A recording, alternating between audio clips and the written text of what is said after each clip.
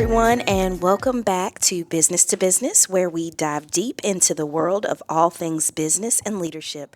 I'm your host, Kenzie Jessup, and I'm here with my co host. I'm Tina Ahern. And I'm Nolan McCord. Today, we are excited to be joined by Kendra Sewell, the president of Pan-Oston. And let's just get right into it. So, Kendra, first, I want to address one thing right off the bat. Is it Pan-Oston or Pan-Oston? We're from Kentucky, so. I was going to say, it depends on where you're from. In Kentucky, we say Pan-Oston. Okay. So. All right. But we go by all. It doesn't matter. Okay, so Pan-Oston. Kendra, you've been at Pan-Oston for 16 plus years now. Mm-hmm. You stepped into the role of president. Could you start by sharing what it's been like transitioning into this leadership role after working in so many different departments over the years? Sure. So I think the really special part about my adventure through Pan-Oston was I started entry level. So I just graduated from WKU in May and started at Pan-Oston in procurement in June of 2006. And from there, it's just been such an adventure, very robust adventure. So I've been able to, as you specified, started out in purchasing and then moved into sales and marketing and then strategy and then into my role now as president. But the really great facet from that is just I've been able to see all the different sides of the business. So really starting at the ground level and understanding suppliers and relationships, the diversity of supply chain, how it impacts the manufacturing realm in general, then moving into sales and marketing from the customer experience into strategic vision and view, and then obviously into the role now where I get to kind of oversee all things. So it's been a very dynamic adventure, but each step was very important in being able to get me to that next chapter, and I think they were all very instrumental. Awesome. Great. So just like you said, you've held key positions in sales and marketing, procurement, and strategy. What skills or experiences from these roles helped you the most in leading Pan-Oston today? Oh, I think all of them. Honestly, just starting at the ground level and really getting a basics of the foundation that the business is built on. Again, when you think of purchasing and procurement, a lot of things that go into that are vendor relationships, strategic planning, from forecasting and understanding what we're going to build and when we build it, when materials need to be there. But obviously, the big piece of that is the collaboration with all the other departments. So being able to understand not just the demand plan from a manufacturing side, but what are our customers hearing? What feedback are we getting from them? Then moving into the sales and marketing piece. Again, the customer drive. What field reconnaissance are we getting? What is our team hearing when they go out? We're in the retail industry. That's the biggest industry that we serve, and just the changes that we've seen in that industry over the last 20 years. You think, going back to shop at a Walmart or a Publix or a Kroger 20 years ago versus today, Pan-Oston has had to keep up with that and move along with that. So that's been very interesting just to hear the different customers and what they're doing and what they're trying and their new innovated pieces that fall into our play. And then lastly, the strategic part was amazing.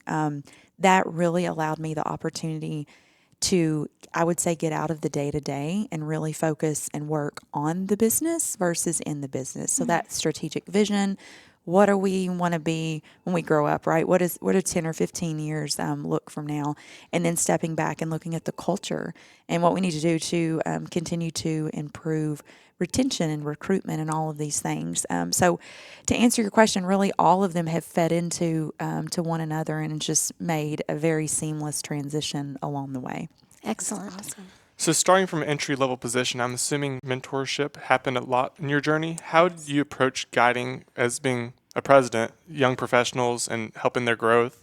And do you have any particular success stories coming to mind? Absolutely. So I love being a mentor. I always say I'm probably not the best one because I tend to skip over the low-hanging fruit and try to go a little bit higher. But a few things that I focus on when I'm with young professionals, and we have a lot of young professionals up and coming in Pan-Oston, and one of the things that I really pride myself in with that company is the same as what I was able to encounter is we were able to hire young professionals and then find really good seats for them on the bus. So where I started in purchasing, there was something that my boss saw in me at that point that was like, hey, I think you'd be a good fit maybe in the sales and marketing. Let's go learn that piece of the business. So we are very strategic when we hire our young professionals because, again, we want them to learn the business, not necessarily just one piece.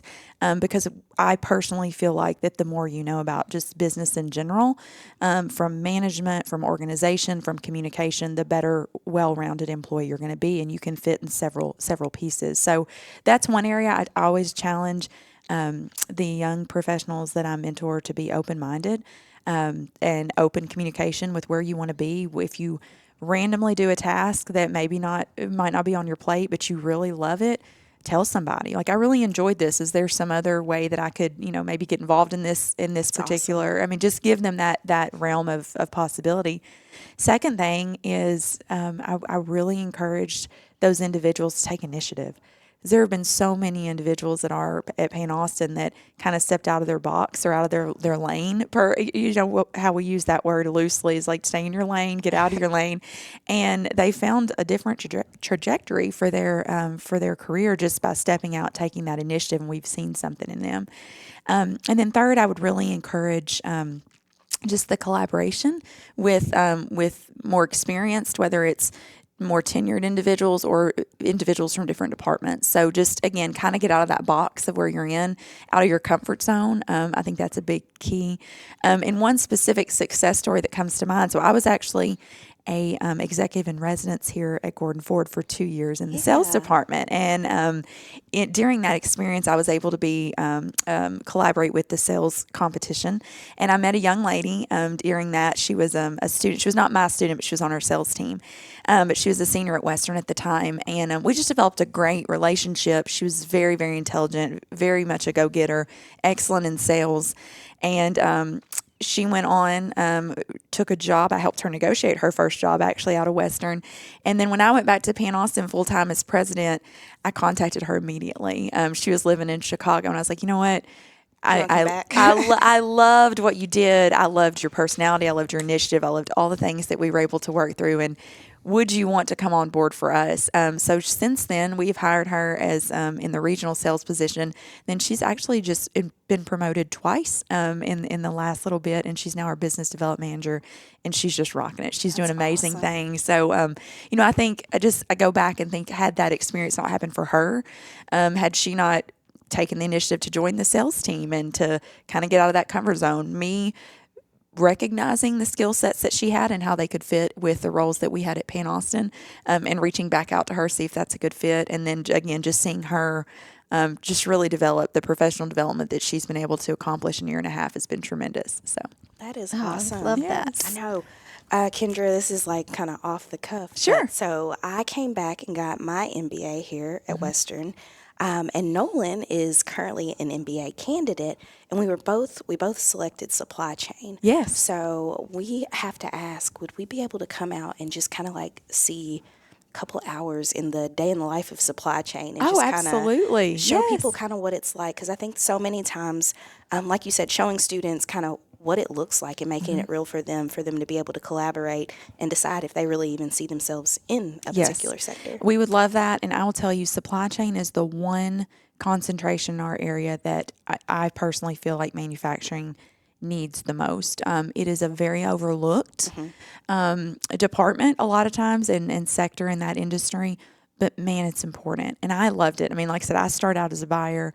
There were days when I was in sales that I was like, can I go back to supply chain? I really liked that role a little bit better. It has its different challenges, of course, but it is an amazing, amazing industry to get into. And as manufacturing continues to evolve, as the domestic manufacturing and then importing and exporting and all the different things continue to emerge, that piece of the business is becoming more and more strategic. And I will tell you, a lot of times we see, especially the supply chain portion, that can be such a strategic leg for a manufacturing company. Several competitors that we have are no longer in the market, in the industry. They've exited for whatever reason, but most of the time it was because of a failure to execute on a supply chain, because that's really the hub of where a lot of those things began. So, but yes, we would love for you all to come out. It's exciting. It is an exciting place to sit. So we have kind of a common area for our supply chain, and there's never a dull moment. I can tell you that. I'm sure. So I believe I had read somewhere that you had an internship at General Motors, and it completely changed your career path. Yes. Can you talk about how that experience kind of shaped your approach to the manufacturing industry? Sure, yes. So I was born and raised in an education household. So Good to know. everyone in my family was a teacher or administrator. And that was just the path that I took because honestly, I didn't know much difference. And fortunately for me, my junior year at WKU, I was a middle school and high school business education major. I got an internship with a friend of mine at General Motors Corvette assembly plant. Had never really been exposed to manufacturing. And to say that I fell in love at that moment would be an understatement. Like, I just remember my first few weeks of that, just the fast pace, the high intensity, the ever changing, the flexibility, the adaptability, all the things that you think about when you say a dynamic workforce is what I found there. Not that teaching isn't that, because it very much is, but it was at a different pace than I was used to seeing. And I really think just going in every day, and there were always challenges. So one of the things that really drives me is productivity and problem solving. So I have to go in every day, and by the end of the day, look back and see what I've accomplished, what I've been able to get done, and just the productivity side of that. And I love working with the team to solve problems. And that is every day in manufacturing. And I just found a love for it then. And at that point I knew, I was like, I don't think I want to be a teacher anymore. So that's when I changed a little bit of my path. And fortunate for me, my internship at General Motors was 2.5 years. So I really got a large amount of time there, worked under some really, really great leaders, got a great foundation, and then that's what kind of spurred me along into the supply chain piece, and that's where my career in manufacturing jumped off. So Awesome. Well, as you've mentioned about manufacturing, the environment is constantly changing, yes. especially in Bowling Green. How do you navigate challenges and adapt to the fast-paced nature of the industry while keeping your team motivated? Well, we're using the competition, and when I say competition, I'm using that it's a good level of competition. Bowling Green is just emerging, and the industry is it's so exciting to see all the new businesses that are coming and all the great opportunities that is not only serves for Western. Obviously, Western is going to benefit from that, but even some of our employees. I tell our employees all the time, if there isn't an area that you can excel at here, or if we don't have a good path that you want to take, if you're wanting to go into a higher level of robotics or this, that, and the other, it might not be here, but we'll at least get you to the point that you're ready to take that next step. And maybe work with the collaborative companies that we have in the Transpark and in the area to help support that. And I feel like our industry does that very well. But with that being said, we obviously want to keep our employees happy and satisfied and the best that we can be. So we're really using this opportunity as an area of diversification for us. So how do we set ourselves apart from the other industry and manufacturers? What can we do to encourage employee engagement and employee satisfaction, making sure that our employees have opportunity for career advancement that satisfies them, showing them the path that they have at Pan-Oston specifically to get where they want to go. That's what we take very seriously. We invest a lot in our people. We can go and buy machines and robots and replace those every few years, but you don't get that with people. And Pan-Oston is very special in the benefit that we have as being a part of the Houchins Industry family. So we're a part of the Houchins Industry Group here. We're a part of that ESOP. We're all employee owners, and that really sets us apart as well. So when we're able to recruit and talk with our employees, long-term employees, they're benefiting themselves. They're benefiting the people that they're working with every day because we all walk in there as owners. So that's a huge differentiator for us that really sets us apart, and we're very happy to be a piece of that. Sounds great. So what advice would you offer inspiring leaders who are considering a career in manufacturing or other traditionally male-dominant industries? Oh, that's a fun one. So again, the fast pace is a big piece of that. I'm happy. It's funny because at Pan-Oston they make fun of me. They're like, you really like to bring the females in. I said, absolutely. Why would you not want females in the manufacturing? power, That's right? right. That's right.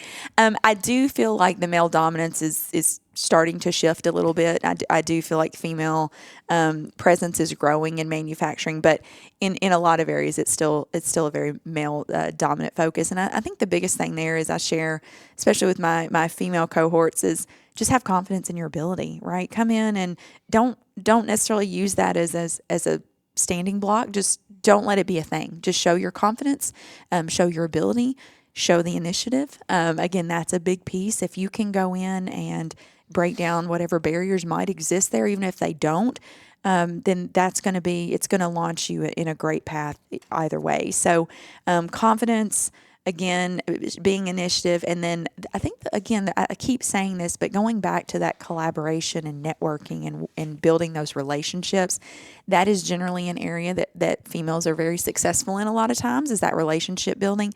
And that helps you in every aspect of business, even in manufacturing, whether it be from vendors to suppliers to other departments. Being able to focus in on those relationships and build that is a big piece of that puzzle. Awesome. Well, I think you answered the question that I was going to ask about, what are the top 3 skills? So I hear you say initiative Yes. is number one. How do you think initiative is something that people are just born with, or do you think it's taught? I think it's both, honestly. I think there are people that just naturally have that internal drive. And I think a lot of it is built into your personality. But I've also seen individuals that have it, but it might be hidden, or maybe they have it closed down a little bit because they lack confidence, or maybe because they don't have a great understanding of what the end goal is, that strategic vision. So one of the things that I really like to focus on within my team, and I think it helps drive initiative, is we have meetings. And when I say, I know everyone's like, oh, another meeting, but these are collaborative meetings where we don't come in and just report out. We actually have specific things that we're trying to accomplish. So this is the goal of the meeting. This is the agenda. And it allows everyone to bring their own skill set and their own special piece to that. We are very, very open in communication. One of the things that I learned very early on is you surround yourself by individuals that have skill sets in areas that you may have some weaknesses. So in my leadership team, we actually have a group. There's about 6 of us, and each of them excel in an area that I feel like is a weakness for me.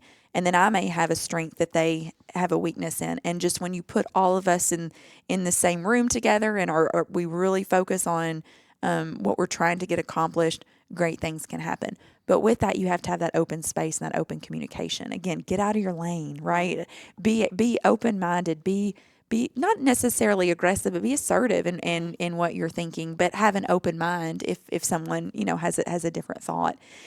So yes, initiative, open-mindedness. And then, I do think the relationship building is still key. I do see that as an area that young leaders sometimes struggle with a little bit, just because their environment has been shaped differently than maybe some others. So I do encourage that open communication. And when I say communication, that's a variety of that can be written communication, verbal communication, nonverbal. All of those things are very important when you're in the business world. So those would be 3 of the top ones for me. Awesome. Very good. Well, I think exactly the same thing happened, the question that I was going to ask. But since you brought She's up thorough. communication, and I imagine you have a wide range of generations We do, working. yes. Do you see any challenges with younger to older as far as communication and maybe with electronics or technology as We do. barriers, or how have you overcome some of those? Well, some of the way we do see it as barriers, and I think the way that we've overcome is we are trying to communicate differently with different groups. So I feel like one of the best ways you can be successful is to have, and we see this with the customers that we work with, is have a variety of options out there, right? So when we're engaging with our employees, we actually just had a session this morning with our chaplaincy program that came in and basically did a seminar on resolving conflict. And we had, 25 or so people show up. Well, the next week we may offer more of a webinar that they can watch on their own time. Maybe they don't want to come into a group with a larger group of people, and you want to do this by yourself.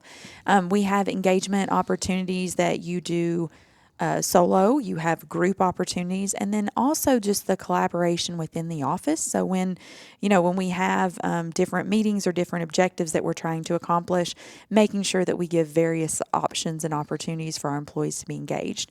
I think that helps make us more well-rounded. So if there is a particular communication style that one of our employees wants to take part in, then they have that option. But with that being said, I also want to, push our employees a little bit to step outside of that comfort zone and get them. And we have a program at Pan-Oston called Pan-Oston Pathways. So within your first 90 days of working with us, you'll sit down with your supervisor, and there will actually be somewhat of a growth chart that gives several different paths, if you will, or pathways to success. So if you want to be an individual contributor, maybe you don't aspire to be a manager or supervisor one day, or you don't want to lead a department, but you just want to be an individual contributor to Pan-Oston, but this is a long-term career for you. It shows you that path. It shows you the different options. I like that. Maybe you want to be a supervisor or a manager, but you're just not sure what steps do I need to take and what experiences do I need to take to get to that point. We're able to show you along the way. These are the paths, or a few of the paths that you could take to get to that point. And we do time frames and timelines around it, and then also what KPIs need to be met in order for those steps to be taken accurately. And we found that really speaks to our employees, and that will draw them kind of out of their shell, or it will say, no, I'm completely comfortable being an individual contributor, but I want to be here long term. But this is the area that I want to excel in. Now help me excel there. So we're kind of meeting them where they are. Oh, that sounds so good. In an ever-changing business environment, what trends or innovations in manufacturing excite you the most, and how are you prepared to put Pan-Oston to stay ahead of the curve? So, wow, it's changing weekly. Honestly, it's crazy because some of the industry around us, I talk to, plant managers and business leaders, and I've heard, well, we put a machine in, and then in 3 months it's obsolete, and there's some new piece of technology that's come up, and now this is obsolete. So it's a great thing, but it can be a little bit of it's a risk as well. But I think the biggest piece for us is state of the art technology, but that helps us be more efficient and productive. So anytime you're in manufacturing, efficiency and productivity are that's top of mind, right? So what machines, what automation, what robotics, what are the new technologies? I mean, this digital transformation, oh my gosh, it's blowing up.